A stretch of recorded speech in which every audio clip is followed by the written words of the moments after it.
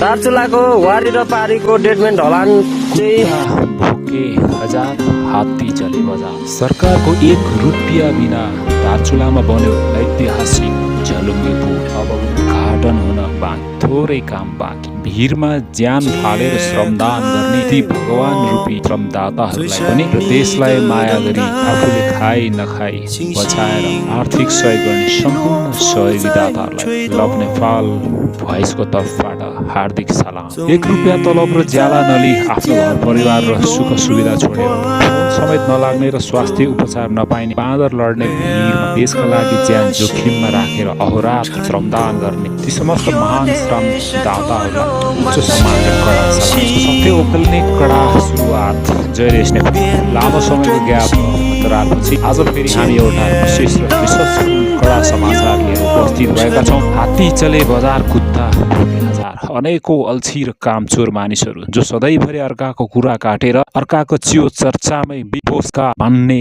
बन्न खोज्छन्, तिनले अनेकौं डङ्का पिटिरहेका छन्। कतै ठग, कतै क्युआर ठगी, कतै हावा कुरा, त कतै यो प्रविधिको युगमा आधुनिक युगमा पनि ढुङ्गा बोकेर देशको विकास हुन्छ र भन्दै खोक्रा सिद्धान्त ओकल्नेहरूले थुप्रै लान्छना लगाउने दुस्साहस गरे। तर कुरा काट्ने बाधाहरू आउँदा आउँदै पनि श्रम संस्कृति पार्टीका सभापति हर्क साङपाङ तथा उनका समर्थक र देशलाई भित्र हृदयदेखि नै माया गर्ने देश विदेशका श्रमजीवी श्रमदाता र आर्थिक सहयोगीहरूको निस्वार्थ सहकार्यले दार्चुलाको काठा दुब्लिङमा निर्माणाधीन ऐतिहासिक झलुङ्गे पुल अन्ततः सम्पन्न हुने अन्तिम चरणमा पुगेको छ।